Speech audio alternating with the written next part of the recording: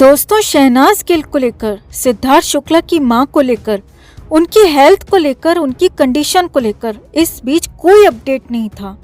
लेकिन अब पवित्रा पुनिया उनसे मिलकर आई हैं।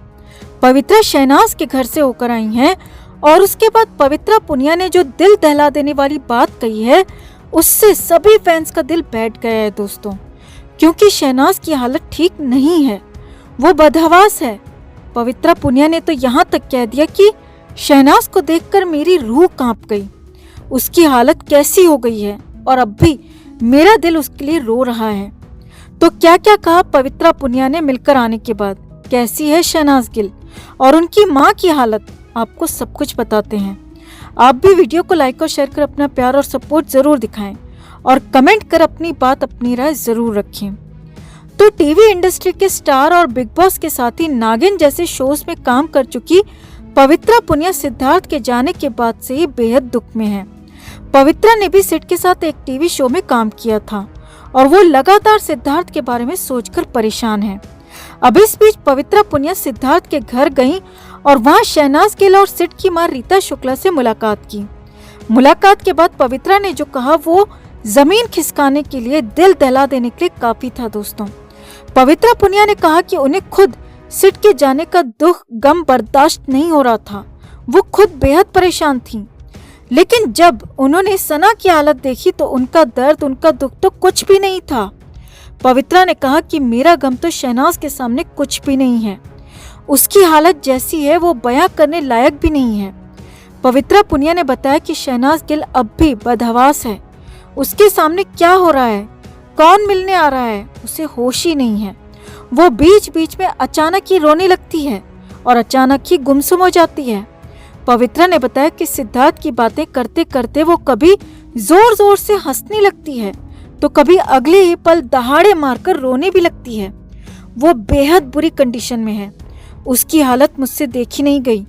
पवित्रा पुनिया ने बहुत बड़ी बड़ी बातें कही दोस्तों, आगे देखिए।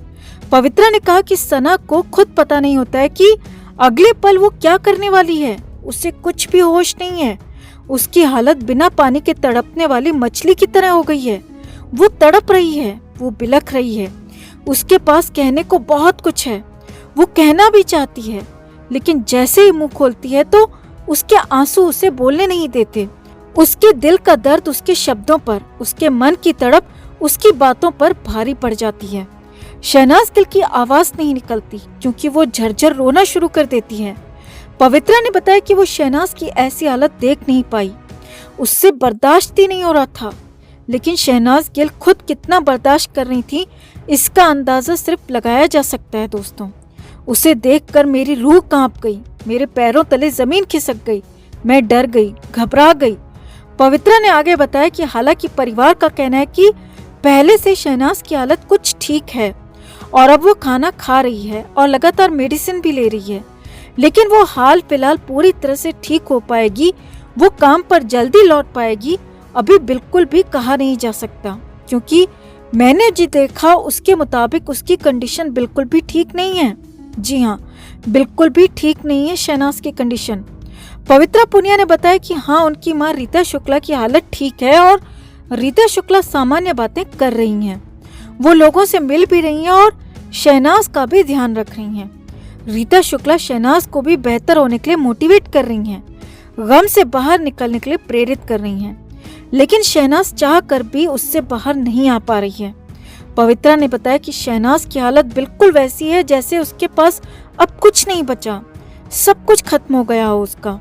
हालांकि पवित्रा ने सभी से अपील की है कि अभी उसको अकेला छोड़ दें, उसे ज्यादा परेशान ना करें और धीरे धीरे ही सही, लेकिन शहनाज गिल पूरी तरह से ठीक हो जाएंगी और वापसी भी करेंगी और उनके लिए फैंस बाहें खोलकर खड़े हैं। उन्हें फैंस का भरपूर प्यार और साथ मिल रहा है। तो कुल मिलाकर बात यही है दोस्तों कि शहनाज गिल पूरी तरह से अभी ठीक नहीं है, वो सिड को याद कर रही हैं। हाँ, पहले से कुछ बेहतर कही जा सकती हैं, लेकिन पूरी तरह से ठीक होने में अभी काफी वक्त लगेगा और उम्मीद है कि जल्दी सब कुछ ठीक होगा। तो आप भी अपने शब्दों में शहनाज के लिए दुआ जरूर करें। आस्था चौधरी सिद्धार्थ शुक्ला के साथ काम करने वाली पहली टीवी एक्ट्रेस हैं। दोनों के बीच काफी अच्छी दोस्ती थी, आस्था और सिद्धार्थ के करियर का संघर्ष लगभग एक जैसा रहा। दोनों ने एक ही जगह से अभिनय सीखा और फिर एक ही सीरियल से दोनों के करियर की शुरुआत हुई। यहाँ आपको बता दें दोस्तों कि आस्था चौधरी और सिद्धार्थ शुक्ला साल 2008 में आए शो बाबुल का आंगन छूटे ना में नजर आए थे। अब हैरानी की बात देखिए कि सिद्धार्थ ने अपनी मौत से ठीक 15 दिन पहले आस्था को अचानक कॉल किया था। जी हाँ, सिद्धार्थ ने आस्था को फोन किया था और आस्था से काफी देर तक बातचीत भी की थी। आस्था ने अब इस बात का खुलासा किया है। आस्था का कहना है 17 अगस्त को रात को करीब 11 बजे मेरे फोन पर सिद्धार्थ का कॉल आया और मुझे बहुत खुशी हुई थी कि खुद सिड ने मुझे कॉल किया क्योंकि मेरी एंगेजमेंट होने वाली थी। तो मुझे लगा कि शायद सिद्धार्थ ने मुझे बधाई देने के लिए फोन किया है, मगर फिर बातों बातों में पता चला कि सिद्धार्थ को मेरी सगाई के बारे में तो कुछ भी पता नहीं था। फिर मैंने उससे बताया कि 10 सितंबर को गणेश चतुर्थी के दिन वो एंगेजमेंट करने जा रही हैं और उसे उस फंक्शन में आना होगा। आस्था चौधरी ने कहा कि सिद्धार्थ ने सगाई की बात पर इतना ही कहा कि यार मैं तो नहीं आ पाऊंगा। आस्था का कहना है कि मैं उससे लड़ी भी कि वो ऐसे सीधे सीधे कह कैसे सकता है कि वो नहीं आएगा।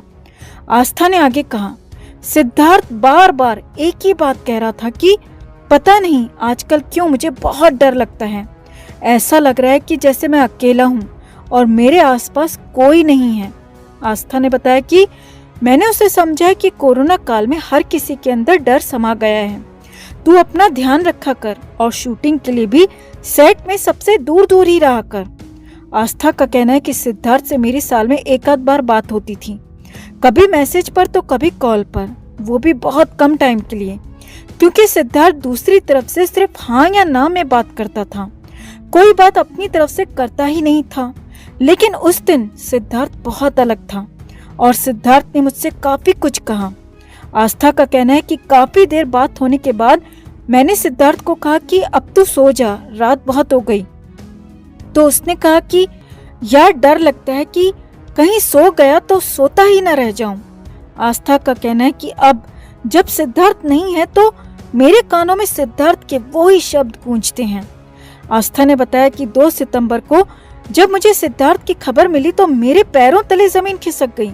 मैंने मुंबई में अपने कई सारे दोस्तों को कॉल लगाया, क्योंकि मैं इलाहाबाद में रहती हूँ, तो मुझे लगा कि कहीं ये खबर झूठी है, इसीलिए मैंने कंफर्म करने के लिए कई दोस्तों को फोन किया, कहीं से तो पता चले कि ये सब फेक खबर है। मगर अफसोस कि वो खबर सच थी और सिद्धार्थ हमें छोड़कर जा चुका था।